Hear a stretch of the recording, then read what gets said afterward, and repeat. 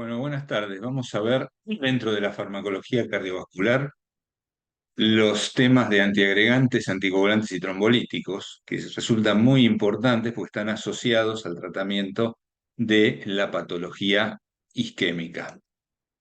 Bien,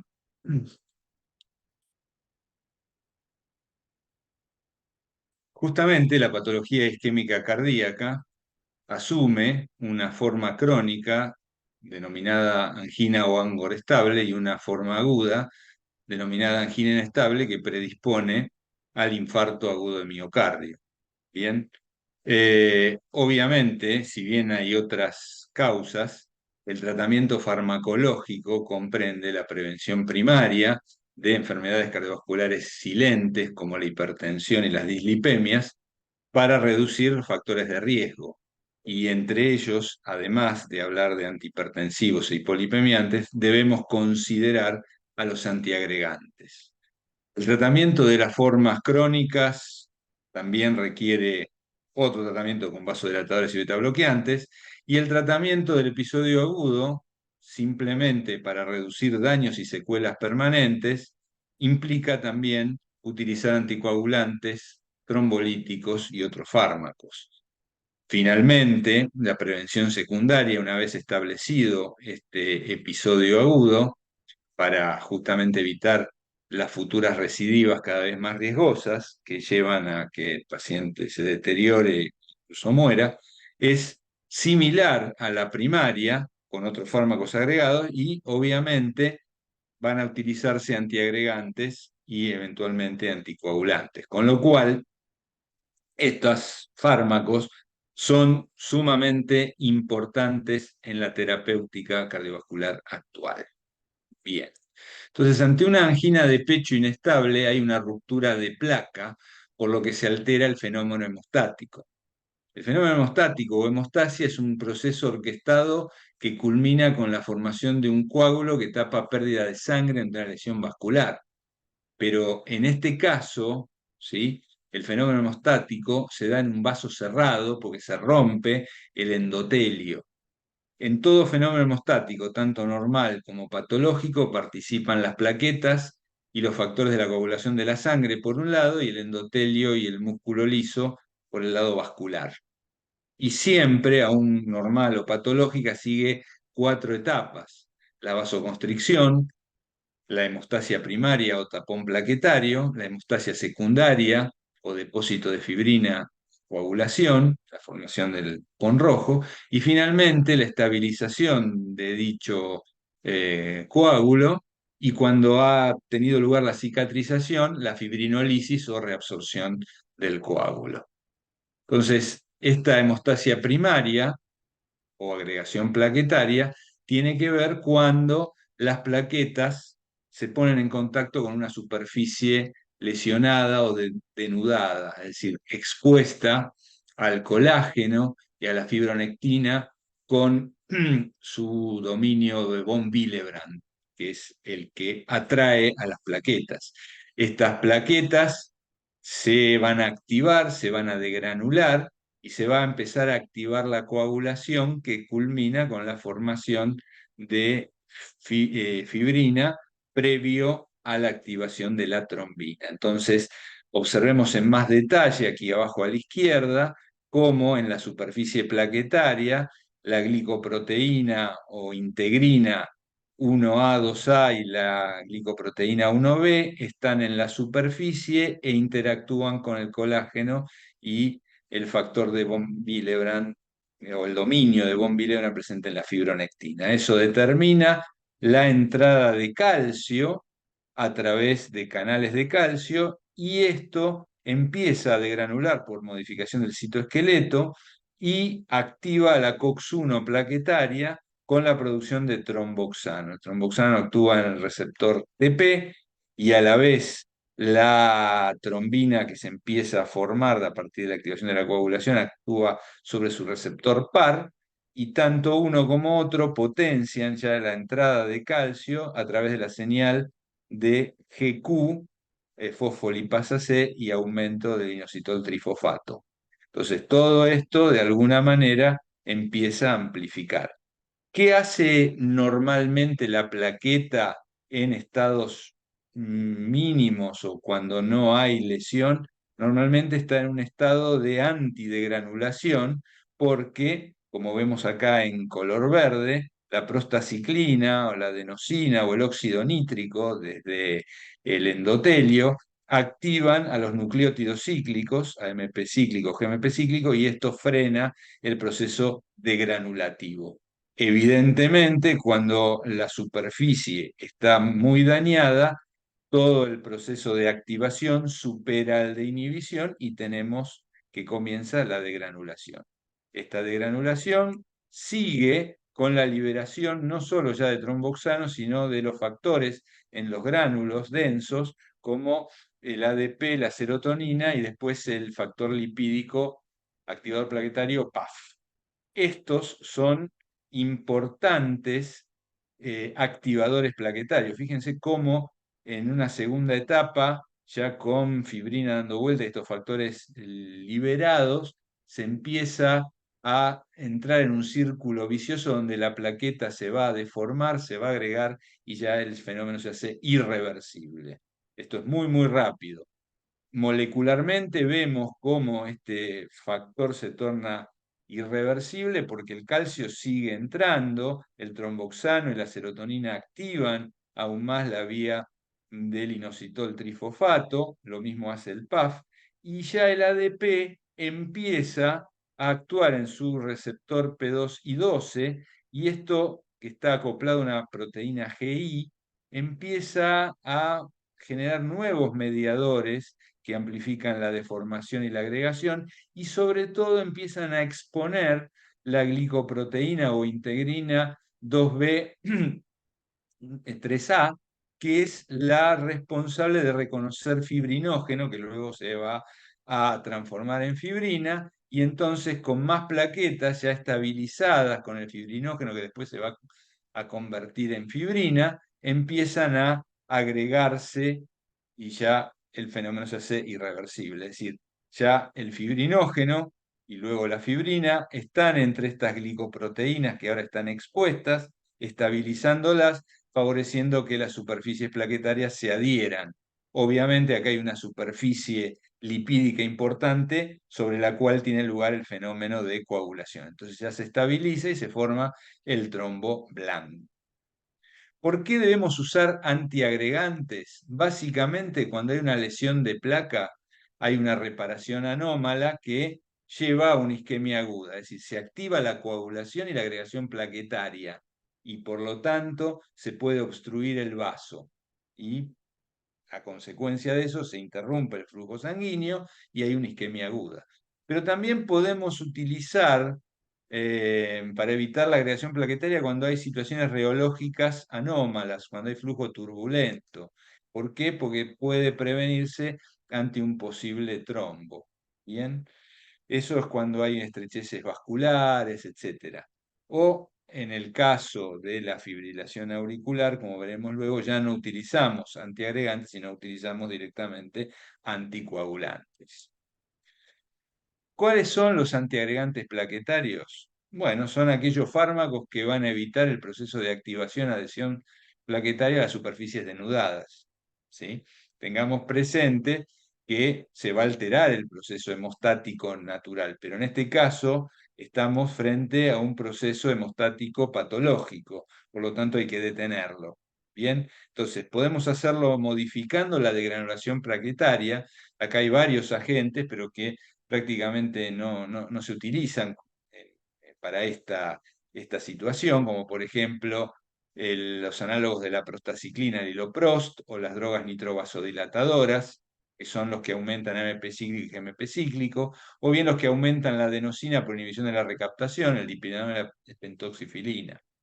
Sí, dentro de los que inhiben la agregación plaquetaria, aquellos que antagonizan el receptor al ADP, el P2 y 12, o aquellos que inhiben la COX-1 para que no se forme tromboxano, son los que mejor resultado han tenido y por eso están destacados, lo cual no significa que no haya otras vías. Puede haber antagonismo del receptor al factor activador plaquetario, como los vincólidos, antagonismo del receptor activado por la trombina, el Borax-Paxar o el Atopaxar. Dentro de los que actúan contra el receptor del ADP, la ticlopidina ya no se utiliza más porque era mielotóxica, o el cangrelor que se utiliza en situaciones muy puntuales, pero sí se utiliza mucho el clopidogrel, el prasugrel y el ticagrelor. También podemos utilizar estos factores antiplaquetarios contra la integrina o glicoproteína 2B3A, que se utilizan por vía intravenosa y son de uso restringido, como el axizimab, el tirofimab y el eptibatide. Podemos utilizar el cilostazol, pero este se utiliza más que nada en patología venosa. Bien, entonces vamos a describir cada uno de ellos, pero vamos a hacer hincapié muy importante en los que están destacados aquí en rojo. La aspirina es el antiagregante por excelencia, ¿sí? Se debe su mecanismo de acción a la inhibición, como todo AINE, de la COX, en este caso 1 plaquetaria. La aspirina, ácido acetil salicílico, genera una inhibición irreversible porque transfiere su grupo acetilo de la molécula del acetil salicilato al centro activo de la COX. Y por eso queda inhibida irreversiblemente y como es plaquetaria, la recuperación depende del recambio de dicha parte celular, que toma unos 7 a 10 días aproximadamente. Mientras tanto, la plaqueta no agrega porque no forma tromboxano A2. Es importante destacar que la aspirina se utiliza en dosis bajas. ¿Por qué? Porque estas dosis bajas afectan justamente a las plaquetas que van pasando por la circulación portal, ahora lo vamos a ver bien esto, sin afectar la síntesis de prostaciclina endotelial. Por lo tanto, no hay cambios hemodinámicos y de la función renal de importancia con el uso de aspirina a estas dosis bajas. ¿Bien? Justamente el rasgo farmacocinético importante es que se administra por vía oral para que haya absorción duodeno-yeyunal, que es aceptable o buena. Y acá viene lo importante. Mientras tiene lugar esta absorción, también tiene lugar la conversión irreversible, ¿sí?, a acetil-COX, dando obviamente salicilato. Y esto, que tiene una vida media de aproximadamente 15 minutos, es, es esencial para comprender el mecanismo de acción. ¿Por qué? Porque en la medida que se va absorbiendo, va enfrentándose a las plaquetas y como la circulación portal tiene una muy buena cantidad de plaquetas, la dosis es suficiente como para inhibir a todas esas plaquetas que van pasando durante la absorción. Evidentemente no se antiagregan todas circulantes, pero en días sucesivos se consigue la inhibición de todas, ¿sí? Entonces, de alguna manera, lo que queda es salicilato, ¿sí?, que se une mucho a las proteínas plasmáticas, tengan en cuenta que es un AINE ácido, y se metaboliza después en el hígado en conjugación con glicina, ácido salicilúrico, o bien con ácido glucurónido, y ambos se excretan por vía renal, secreción de ácidos. Es algo interesante destacar que la conjugación con glicina, ácido acetil salicilúrico, es saturable. Por lo tanto, se pierde una de las vías de metabolismo. Entonces, su vida media de eliminación de salicilato pasa de 2 horas a 2 horas y media si se satura. A las dosis de aspirina, esta vía no se satura. Esta vía se satura a dosis de hasta 1 gramo, 2 gramos de aspirina. Entonces, no tiene lugar. Pero tengamos presente que es una vía saturable.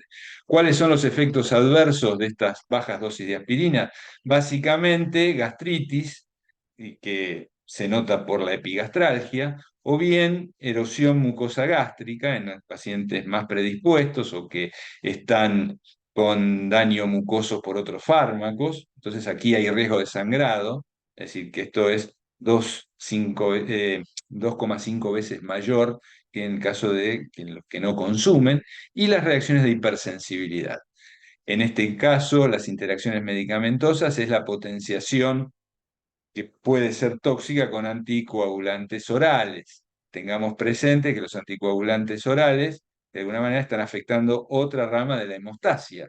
Es decir, hay que usarlos con suma precaución. Y aparte hay que tener presente que como hay neácido, el ácido salicílico desplaza a los anticoagulantes orales aumentando la fracción libre. Por eso hay que controlar muy bien al paciente.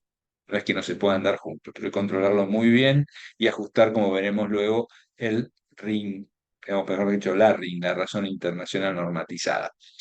Las indicaciones de las dosis bajas de aspirinas es como preventivo primario y secundario post-angioplastía, ¿sí? Durante el infarto y el ángulo inestable se pueden utilizar, lo mismo que durante el accidente cerebrovascular, pero después de esto también sigue como prevención secundaria. Bien, las dosis preventivas oscilan entre 80 y 100 miligramos día. En el infarto y el ángulo inestable 160 miligramos día para después, cuando sale a la prevención, bajarlo a la mitad, y en el accidente cerebrovascular de 75 a 150 miligramos día. Los antagonistas P2I, el clopidogrel y prasugrel, son prodrogas. Estas son prodrogas similares a la ticlopidina, ¿sí? Que fue retirada, les dije, por mielotóxica, pero también es alergénica y hepatotóxica. Como son prodrogas, se tienen que convertir a metabolitos tiólicos responsables del efecto, que son los que causan una inhibición irreversible de dicho receptor.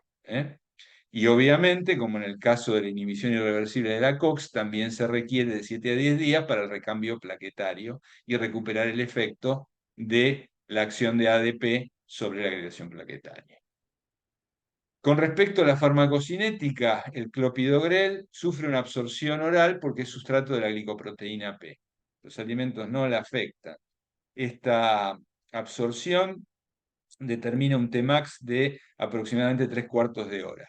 Pero lo que tiene de malo es que el 85 al 90% de lo absorbido se transforma en un derivado carboxílico por esterasas intestinales, que es el metabolito inactivo circulante principal. ¿Sí? Uno detecta este metabolito, pero no tiene nada que ver. ¿Sí? Es un metabolito que tiene una alta unión proteica. Bien.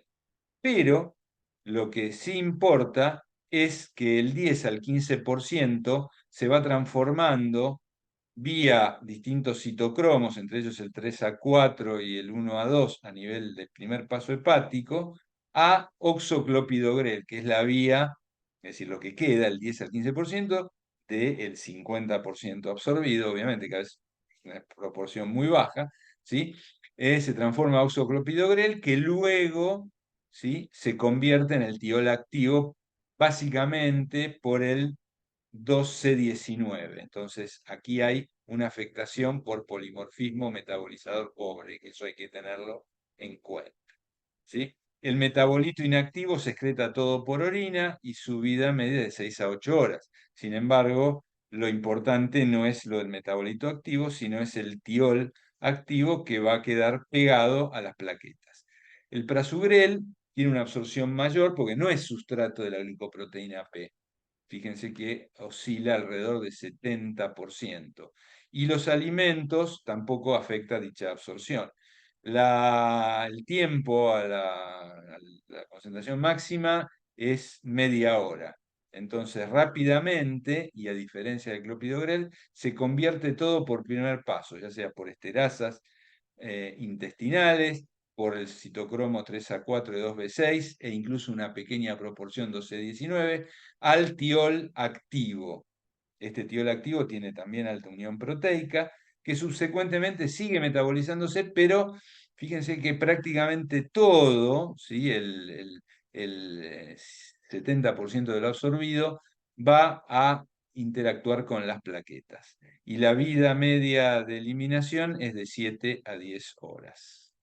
Los efectos adversos, predisposición a hemorragias, sobre todo más con el prasugrel, porque se convierte más en metabolito activo. Hay una cierta predisposición de hemorragias digestivas, hay intolerancia digestiva, ¿sí? Con epigastralgias, vómitos, náuseas, con constipación y flatulencia. El clopidogrel lo da más que el prasugrel, ¿sí? Hay trombocitopenia y hay otros trastornos hematológicos de cuidado, si bien son raros, pero hay que tenerlos presentes. Lo mismo que puede aparecer cefalea y hay reacciones de hipersensibilidad muy raramente. Las interacciones medicamentosas se pueden administrar con aspirina y de hecho se potencian, ¿sí? Ahora, cuando se combinan o se usan con anticoagulantes orales, hay un gran riesgo de sangrado, por lo cual no se deben dar con anticoagulantes, está contraindicado el uso. Eh, lo mismo, otros AINES pueden aumentar el riesgo de sangrado. Cuando se utilicen conjuntamente con heparinas y antagonistas de la glicoproteína 2B3A, se tiene que hacer en usos, se tiene que hacer en medios controlados, es decir, en medios de terapia o con hemodinamia. ¿Por qué? Porque puede haber también riesgo de sangrado. Y por un mecanismo no bien conocido, la morfina reduce el efecto. Las interacciones cinéticas son básicamente para el clopidogrel, y donde justamente el omeprazol, los ácidos antifúngicos, ciertos inhibidores de la recaptación de serotonina como la fluoxetina y la fluvoxamina, ciertas quinolonas, el cloranfenicol y la carbamazepina, reducen el efecto de la conversión tiólica, porque inhiben al CYP2C19. Estas drogas están contraindicadas en el embarazo, en la lactancia, en la hemorragia digestiva, en la hipersensibilidad y si hay discrasias sanguíneas. ¿Para qué se utilizan? Básicamente como prevención secundaria post-infarto o post-ACV durante el año subsiguiente. Suelen verse los beneficios al tercer mes. Si al tercer mes no se detecta algún beneficio, se debe discontinuar. Es decir, el tratamiento con aspirina puede hacerse de por vida. El tratamiento con estos antagonistas del receptor al ADP P2I no debe ser continuado por más del año. En general, las dosis se empiezan y se mantienen con 75 miligramos día en una única toma por clopidogrel. En cambio, el prasugrel, la primera vez se dan 60 miligramos y a partir de ahí 10 miligramos por día. Los otros antagonistas que no son prodrogas son el ticagrelor y el cangrelor. Es decir, estos son antagonistas irreversibles de alta afinidad, con lo cual es como si fueran irreversibles. Tienen una estructura nucleosídica modificada, por lo tanto podemos decir que son análogos del ADP de alta afinidad. Bien. El ticagrelor se administra por vía oral, tiene una baja biodisponibilidad, porque probablemente sea también sustrato de la glicoproteína este, P y aumenta justamente la absorción con los alimentos. Este fármaco no tiene primer paso hepático y tiene un Tmax un poco mayor que los anteriores, es 1 hora y media. La unión proteica es muy, muy alta, tiene un mayor volumen de distribución, un 40% se metaboliza un metabolito activo vía 3A4, ¿sí? Que subsecuentemente puede seguir metabolizándose. Son metabolitos conjugados que terminan por excreción renal. La vida media del ticagrelor es de 7 horas y de su metabolito 9. El cangrelor es un derivado de uso intravenoso, es decir, no se absorbe por vía oral. Entonces, cuando se administra por vía intravenosa, produce una alta y rápida inhibición plaquetaria, ¿sí? La vida media es muy corta, de 2 a 5 minutos, que se hidroliza por nucleotidasas plasmáticas. Lo interesante de esto es que la función plaquetaria se puede recuperar 1 a 2 horas después de suspender la infusión, con lo cual es muy rápido tanto para el inicio como para el fin del tratamiento. Los efectos adversos, que son comunes a ambos antagonistas, es la predisposición a las hemorragias y la hipersensibilidad. En cambio, el ticagrelor también, por ser administrado por vía oral, puede dar intolerancia digestiva, puede dar hiperuricemia por excreción a nivel renal vía el transportador URAT, puede dar mareos y cefalea.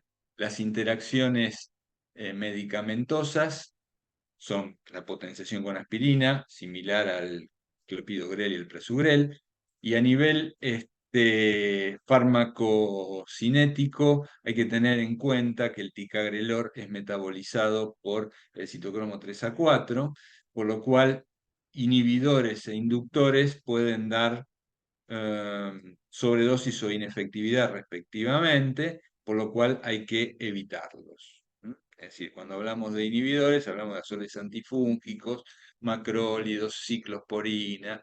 Cuando hablamos de inductores, hablamos de carbamazepina, rifampicina, fenobarbital, etc. Bien, hierba de San Juan.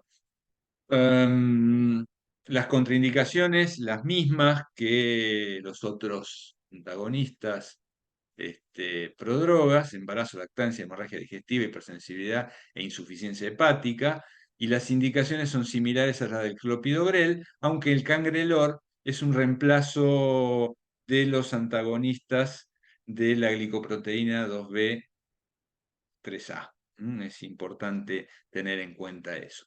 Las dosis ahí figuran. El ticagrelor se da una carga de 180 miligramos por día, siempre dividido en 2 tomas. Luego se pasa a 90 miligramos día también en 2 tomas. Y el cangrelor se da en bolo, ¿sí? Y seguido de una infusión por el tiempo que sea necesario, a razón de 4 microgramos kilogramo minuto. El resumen farmacocinético, para que lo tengamos claro: clopidogrel es una prodroga de absorción errática, es decir, 50%, porque es sustrato de glicoproteína P. A nivel hepático, ¿sí? Sufre lo poco que se absorbe como tal a oxoclopidogrel, que es el que termina dando un 2 a 5% del metabolito tiol activo. El grueso, por las esterasas intestinales, se transforma en el metabolito principal inactivo. Por lo tanto, la conclusión es que si yo quiero bloquear el receptor P2 y 2, este genera gran variabilidad y una eficacia limitada y sujeta a inhibidores del citocromo 12-19 y a su polimorfismo, como por ejemplo se da en población asiática, ¿no? Que tienen un polimorfismo metabolizador pobre más abundante. En cambio, el prasugrel se absorbe mejor porque no es sustrato de glicoproteína P, y a pesar de ser una prodroga, las esterasas plasmáticas junto con el primer paso hepático generan el total del tiol activo. Por lo tanto, su variabilidad es más limitada porque, si bien el 12-19 no participa tanto en su absorción, metabolización, como en el clopidogrel, sí también en parte lo hace. Así que la variabilidad es un poco más limitada, pero tiene alta eficacia por la gran cantidad. Eso lo hemos visto con una mayor predisposición al sangrado. Y el ticagrelor es una droga que no tiene primer paso. La contra que tiene es que tiene una absorción reducida, pero al no tener primer paso se metaboliza, ¿sí? Por el CYP3A4, un metabolito activo. Entonces tanto droga como metabolito activo bloquean. Acá la variabilidad es baja, tiene alta eficacia y sobre todo tiene rápida acción. A pesar de que el Tmax es de 1,5 horas, a diferencia de los anteriores, debido a que ya la droga no tiene que activarse, ¿sí? Llega como tal. Es decir, acá el tiol activo tarda un poco más, a pesar de que se absorbe rápido. Entonces, de alguna manera, el ticagrelor es más rápido que los otros dos. Bueno, estos antagonistas de la glicoproteína 2B3A son drogas que se usan en bolo o infusión continua en medios controlados, es decir, medios de hemodinamia, ¿sí? Generan un antagonismo competitivo ¿sí? O una neutralización. Cuando hablamos de antagonismo competitivo, impiden que se una al fibrinógeno. Y lo hace el eptifibatide, que es un péptido cíclico, o el tirofibán, que es un análogo no peptídico. En cambio, el abcimab, que es un pedazo de anticuerpo monoclonal humanizado, que además se une a receptores a vitronectina, directamente es un inhibidor de la capacidad del ligando de esta droga. Bien. Les decía que se utilizan de manera intravenosa y los efectos adversos tienen que ver con hemorragia e hipersensibilidad. La vida media es muy, muy corta y se utilizan en procedimientos angioplásticos o postinfarto en unas formas que similfibrinolíticos asociados a aspirina y a heparina. El silostazol, que se utiliza básicamente en patología isquémica de miembros y patología venosa, ¿sí? Es un inhibidor, ¿sí? De la fosfodiesterasa 3 y por lo tanto, además de antiagregante, es vasodilatador periférico, ¿sí? Se utiliza más que nada por este efecto vasodilatador, ¿sí? La farmacocinética indica que tiene buena absorción oral y en los alimentos la aumenta, tiene alta unión proteica.